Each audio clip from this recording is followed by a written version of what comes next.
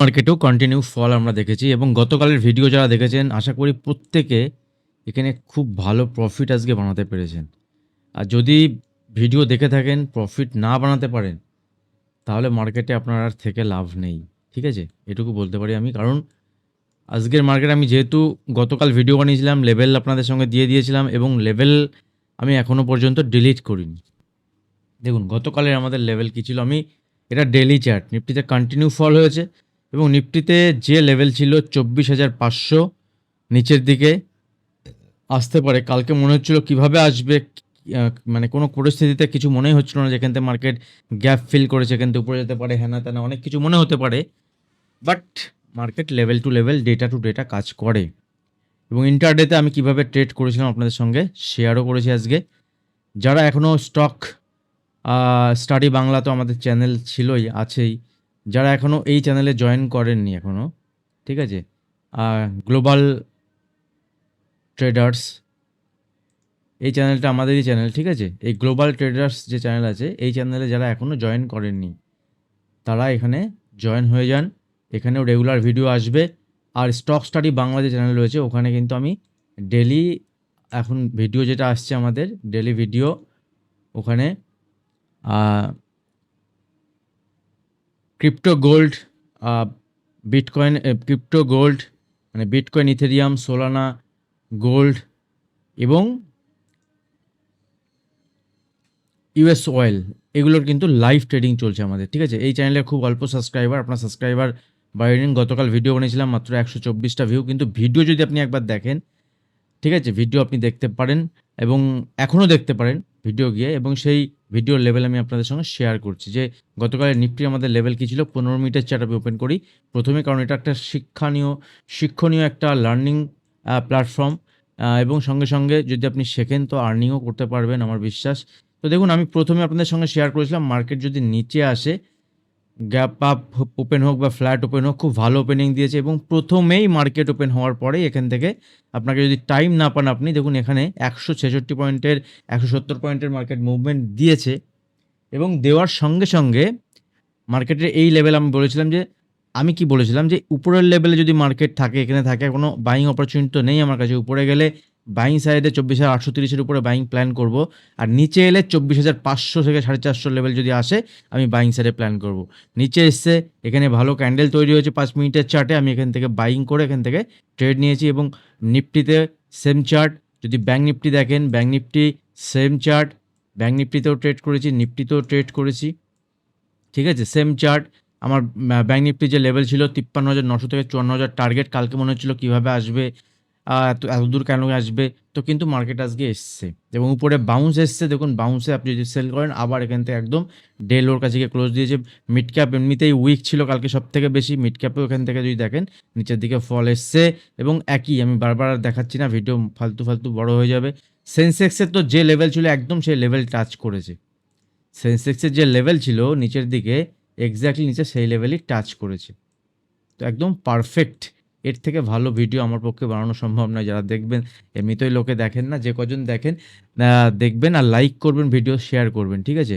আর আমাদের অ্যাকচুয়াল যে চ্যানেল সেটা হচ্ছে stock study Bangla. Stock study Bangla যে চ্যানেল, দেখুন আমি আপনাদের দেখিয়ে দিচ্ছি দুটো চ্যানেলই। স্টক স্টাডি বাংলা, সরি, এখান থেকে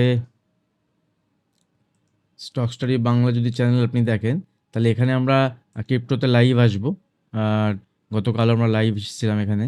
আর দেখুন গতকালের আমাদের লাইভ সেশন ছিল প্রায় সকালে 2.5 ঘন্টা, বিকেলে রাতের দিকে 3.5 ঘন্টার লাইভ ছিল, ঠিক আছে?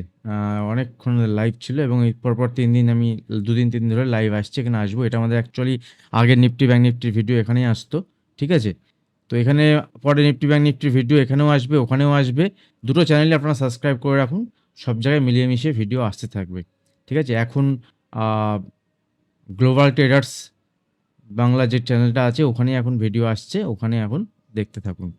তো চলুন আজকে এখান থেকে মার্কেটে কী লেভেল দেখাতে পারে। আরেকটা বিষয় আমি বলেছিলাম আপনাদের সঙ্গে যে মার্কেটে যদি আপনাকে দুটো সেক্টর আমি শেয়ার করেছিলাম যে মার্কেটে সেল সাইডে যদি স্টক দেখি তাহলে কোনগুলো হতে পারে, বাই সাইডে স্টক দেখি কোনগুলো হতে পারে। তো মনে রাখবেন যে মার্কেট যদি উপরের দিকে যায় তখন বাই সাইডের স্টক ট্রিগার হয়, আর মার্কেট যদি নিচের দিকে যায় তখন সেল সাইডের স্টক ট্রিগার হয়। তো সেল সাইডের স্টকগুলো যেগুলো ছিল আমি গতকাল আপনাদের সঙ্গে শেয়ার করেছিলাম যে স্টকগুলো আপনি আপনার ওয়াচ লিস্টে রাখতে পারেন। কোনো রিকমেন্ডেশন তো ওভাবে করা যায় না।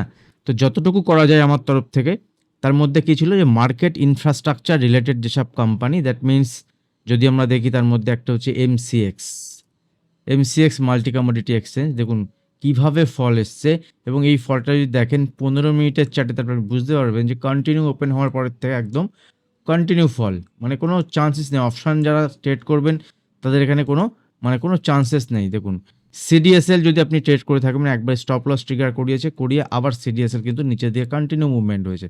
দেখুন সিডিএসএল নিচে এসছে, একবার উপরে গেছে, ঠিক আছে, গিয়ে নিচে এসছে। আবার এটা হলো সিডিএসএল এর চার্ট, ঠিক আছে। এটা আমি ডেলি চার্ট দেখাচ্ছি আপনাদের সঙ্গে, ডেলি চার্ট সিরিজের এই অবস্থা। বিএসসি বোম্বে স্টক এক্সচেঞ্জ, তারও একই অবস্থা, নিচের দিকে ফল দেখুন কন্টিনিউ হয়েছে। আরেকটা স্টক শেয়ার করেছিলাম অ্যাঞ্জেল ওয়ান, ঠিক আছে।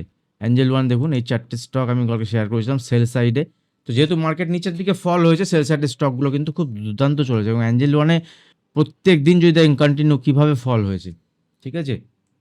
তো ট্রেডিং অপরচুনিটি মার্কেটে প্রচণ্ড ছিল আজকে, খুবই ভালো। এই ট্রেডিং অপরচুনিটি যারা কাজে লাগিয়েছেন, এরকম মার্কেট জেনারেলি সাধারণত থাকে না, খুব কম টাইমে এরকমই থাকে।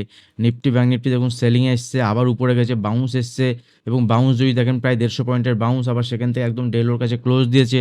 তো এটা একটা কিন্তু খুব ভালো ট্রেডিং সেশন আজকের দিনে ছিল।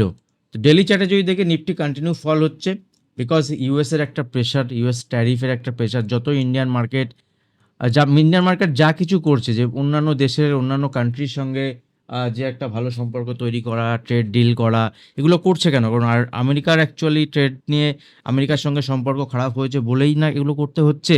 তো এটা সাময়িকভাবে মার্কেটের একটা পতন, মার্কেটের ফল। বাট মার্কেটের ক্ষেত্রে ইম্পর্টেন্ট লেভেল 24,300 থেকে 350, 24,350 আগামী কালকের জন্য এই লেভেল ইম্পর্টেন্ট থাকবে। দেখুন মার্কেট যদি গ্যাপ ডাউন ওপেন হয় কোনো কারণে, আমি জানি না গিফট নিফটি কোথায় ট্রেড করছে বা কীভাবে ট্রেড করছে আমি জানি না। তো মার্কেট যদি গ্যাপ ডাউন ওপেন হয় কালকে, গ্যাপ ডাউন ওপেন হওয়ার পরে নিচে এলে 24,400 থেকে 350, এই যে লেভেল থাকবে 24,450 থেকে 24,400 থেকে 24,350 আমার নিফটির জন্য সাপোর্ট লেভেল থাকবে। 24,400 থেকে 350 আমার সাপোর্ট লেভেল থাকবে নিফটির ক্ষেত্রে, ঠিক আছে। এই লেভেলটা মাথায় রাখবেন। এই লেভেলের কাছে এসে যদি কোনো সেল সাইডে যদি দেখি যে মার্কেট এই লেভেলে এসে যদি কোনো রিভার্সাল আমি দেখি, আমি বাইং সাইডে প্ল্যান করব। উপরে গেলে মার্কেটকে একদিন উপরে যেতে দিন, বা যদি এই লেভেলে এসে মার্কেট উপরে যায়, উপরে গিয়ে গ্রিন ক্যান্ডেল ক্লোজ দেয়, তাহলে বুঝে যাবো যে এখানে মার্কেট একটা শর্ট টাইমে বটম তৈরি করবে, কারণ এতটা ফল আসার পরে মার্কেটে কিছুটা উপরে এখানে যাবে, ঠিক আছে।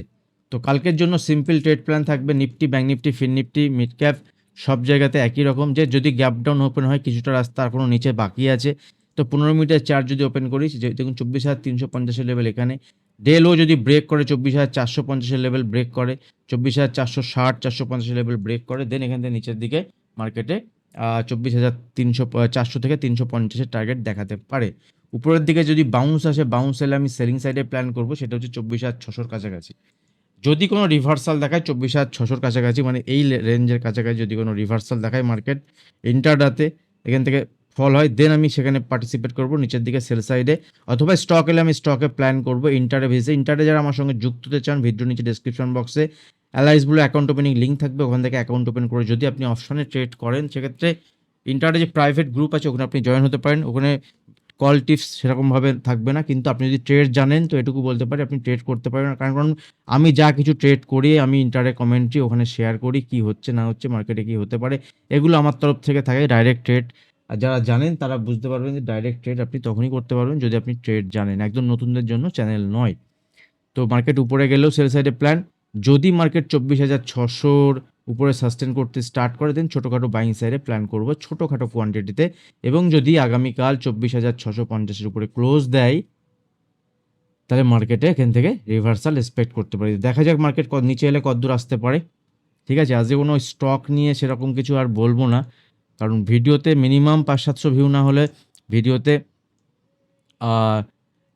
এখন মোটামুটি আমি লেভেলগুলো শেয়ার করব ইন্ডেক্সের, আর তারপরে আপাতত 2-1 দিন বাদে মার্কেটের ট্রেন্ড যখন আসবে আর ভিউয়ের সঙ্গে সঙ্গে ট্রেন্ডটা আসাটাও ইম্পর্টেন্ট, কারণ মার্কেটে ট্রেড না থাকলে শুধুমাত্র মার্কেটের যদি আপনি জোর করে ট্রেড দেন তাহলে আপনার ট্রেড লস হওয়ার সম্ভাবনাই বেশি থাকবে। ঠিক আছে, আমি জোর করে ট্রেড আপনাদেরকে দেবো না, আমি নিজেও করি না জোর করে ট্রেড। ঠিক আছে, আর ক্রিপ্টো লাইভ আসবো, ক্রিপ্টোতে অনেক অপরচুনিটি আছে, আমি আগেও আপনাদের সঙ্গে বলেছি যে ক্রিপ্টোতে অপরচুনিটি অনেক। ক্রিপ্টো লাইভ এলে আমি ক্রিপ্টোতে ইম্পর্টেন্ট লেভেল শেয়ার করতে থাকবো।